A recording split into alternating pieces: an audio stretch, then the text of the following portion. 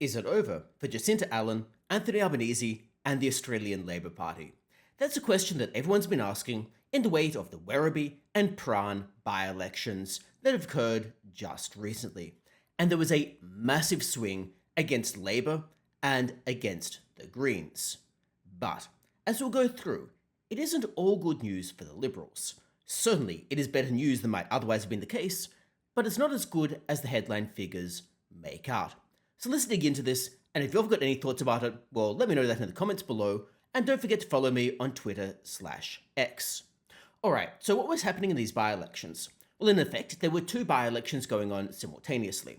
We had Werribee, which is a traditional Labour seat, and a Labour seat that had been held for many years. Then there was also Prahran, and I'm sure that some Melburnians might butcher me in the comments if I've mispronounced that name, but in any case, we had Prahran in the inner area of Melbourne. It's very close to places like South Yarra, if that makes any difference to you with geography there. It's traditionally an inner city type seat, which means it's traditionally going to be very left-leaning, despite also being one of the wealthier seats by and large. Nevertheless, the Greens had held Prahran, much like the Greens hold quite a number of inner city seats. But there was a swing against the Greens and a massive swing against them, and therefore on a two-party preferred basis, a massive swing toward the alternative, which happened to be the Liberals in this by-election. Alright, so let's focus on Werribee first. So in Werribee, the two-party preferred at the time of recording, and there's still some votes to be counted, but it appears relatively solid, are going 50.6% to Labor and 49.4% to the Liberals. This is a 10.4% swing against Labor. That is absolutely monumental. It is a massive swing. In theory, if that were to be carried around across all of the other electorates, Labor would be wiped out. Now, let's face it, that swing would not continue throughout all of the electorates. There will be different reasons in different electorates, and also between now and the next either state or federal election, there will be much more election campaigning than as at a by-election. Nevertheless, there was a massive swing. If we dig into the first preference count, however, it's not quite as good news for the Liberals. The Liberals picked up another 3.7% of the vote, and Labor lost 16.7%. Think about that, a 16.7% swing against Labor on first votes. Now clearly, many of those votes went to other parties, either independents or minor parties. The Greens only picked up another 0.7% of the vote. However, you've got parties like Family First, for example, picking up another 1.9%. So we're seeing a lot of the vote shift away from Labor, but not necessarily that vote shifting directly to the Liberals. What this is telling me is the Liberals don't have the policy platform that is quite appealing to voters at the moment. Perhaps some of the independents, and I'm not familiar with many of these independents at all, but perhaps many of these independents have a more appealing voting platform to many of the voters and to the electorate. But the Liberals are a less bad choice than Labor and a less bad choice than the Greens. And the Liberals, being one of the major parties, pick up the plurality of votes relative to these minor parties and independents, and therefore they get up on preferences.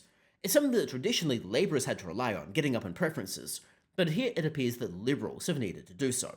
Now, of course, I can empathise with the voters here. Parts of the Liberal Party's policy platform don't quite quadrate with what I like. I don't think their stance on the hate speech laws was quite as calibrated as it should have been, as I talked about in a recent video.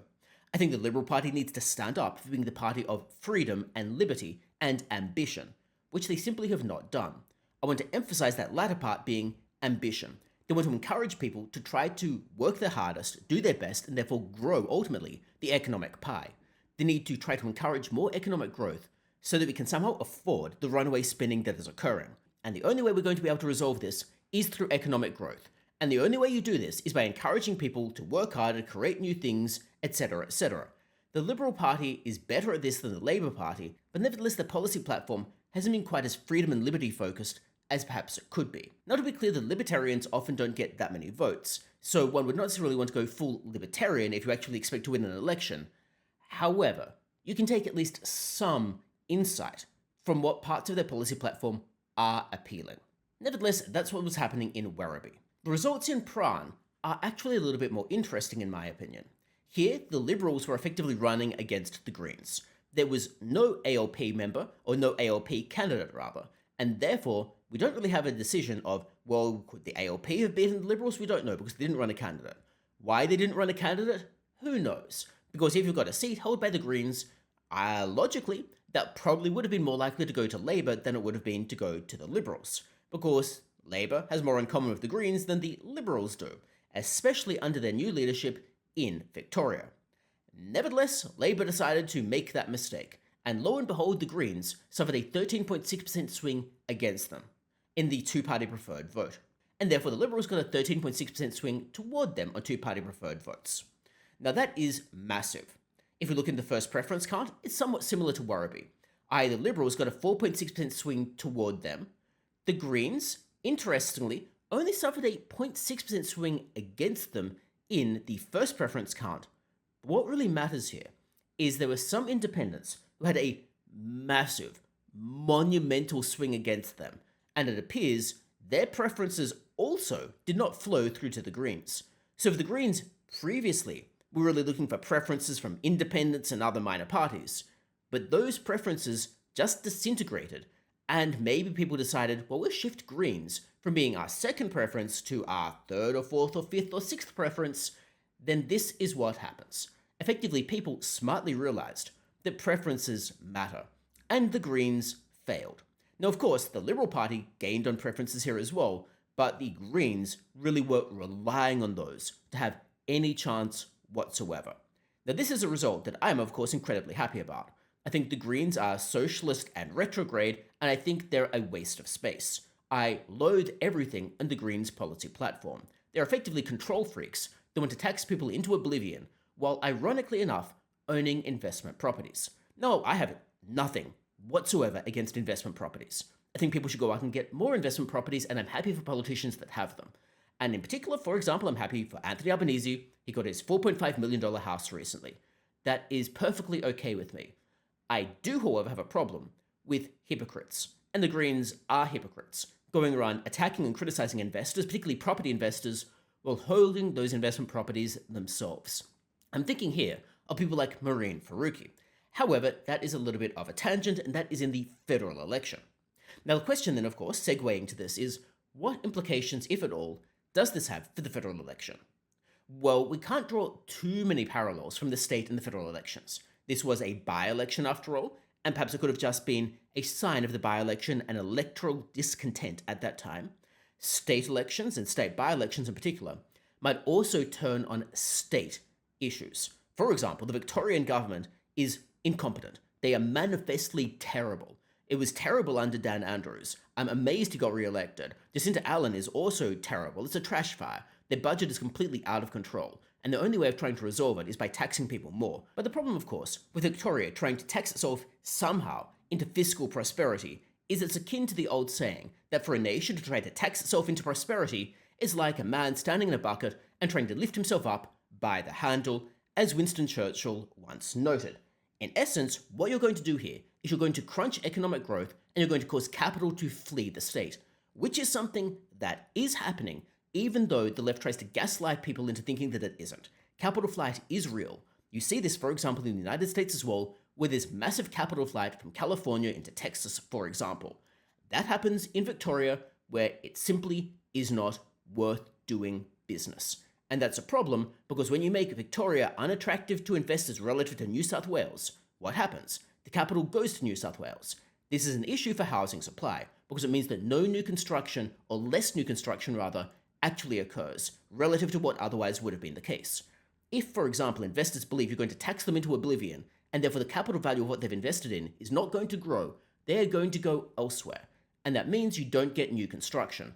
That is a problem because while investors might sell up existing property to heretofore renters, those investors aren't building new properties. And if you've got more people coming in and no new properties occurring, well, what do you think happens? It isn't rocket science, but Victoria appears to not be able to do basic math. And that is part of the problem that Victoria is facing, amongst other things. I'm not necessarily sure that's what is costing them in the by-election, but nevertheless, it is symptomatic of their policy platform. Now, at a federal level, this is not great news for Anthony Albanese. Now, it's not necessarily catastrophic. After all, people might view Anthony Albanese differently from Peter Dutton, and people know more about federal politics because it's in the news than they do state politics. Peter Dutton doesn't appear to be that well liked necessarily. I think he probably needs to come across as a little bit more friendly. Now, I'm not necessarily saying that I'm friendly and jolly and people like being around me, but I'm also not running to be Prime Minister. The job of being a Prime Minister is to try to get elected by trying to be approachable and nice and people actually thinking you care about them. And Peter Dutton, I think, falls down a little bit on that, even though I think his policies are exponentially better than those of Anthony Albanese. Now, many people might say there's a bit of a uni-party between the Coalition and Labour, and in some policies I absolutely agree that that seems to be happening. Peter Dutton, for example, prevaricated on the misinformation and disinformation bill. He dragged his feet on things such as The Voice. However, on things such as tax and fiscal policy, Peter Dutton is significantly more clear. Labour wants to increase taxes as manifested by the Vision 296, and the Liberal Party does not want to increase taxes. That is a clear night and day difference between the two. At the moment, we actually have David Pocock to thank for Division 296 being blocked. This also, therefore, would be a wake-up call for the Greens. The massive swing against the Greens in Prahran tells us what might happen at the federal election. I'm massively thankful for this, because this might mean the Greens are somewhat wiped out in the Senate, which means that the Liberal Party might get more seats, and it means the Liberal Party might be able to block more of Labour's stupid policies. They didn't block some of them, but at least they're blocking more than they are not. And blocking a stupid piece of legislation is not just being a Mr. No. Blocking stupid legislation is inherently beneficial to the electorate. You should be voting no on legislation that is bad. Now, it might also be a little bit of a wake-up call for the Teals. The Teals are probably in a less bad position than the Greens, because the Greens have really gone all in on the anti-Israel stuff, which I think probably has cost them more votes than it's gained them. And the Greens seemingly have gone all in on being control freak socialists. The Teals are less bad in that respect. Now, I don't want to conflate all of the Teals. I want to put Allegra Spender into a different category from the others. Allegra Spender, I think, is more coherent and more cogent than the rest of the Teals. Allegra Spender appears to be less crazy than the rest of the Teals. She appears to actually be somewhat sensible. Now, I think her tax, quote, green plan is a trash fire, and it was clearly written by someone who doesn't know what they're talking about. And if she'd actually talked to someone who knows fiscal policy, that tax green plan would have been junked, because it is trash. Nevertheless, she put it out there. I think she seems to be trying to go a little bit quiet on it as far as I can tell. The other Teals appear to be just activists. I suspect they're going to have massive issues because they appear to be somewhat conflated with the Greens. The Greens are very much on the nose, and the main policies that the Teals are advocating for are green policies which might go down well in the electorate when people have lots of money and they are not struggling. But when people are seeing cost of living increase, they're seeing the disposable income nosedive, they are not really in the mood for lecturing about green policies. It's not a first order concern. Now, if we wrap all of these up, the results are definitely good for Peter Dutton. However, they are a wake-up call telling him that his policies are perhaps not as appealing as the headline figures might suggest, and they're certainly a wake-up call for the Labour Party and for the Greens. I suspect, however, they might ultimately take the wrong lesson from these results. Let me know what you think about this, and don't forget to follow me on Twitter/X, and hopefully I see you next time as well.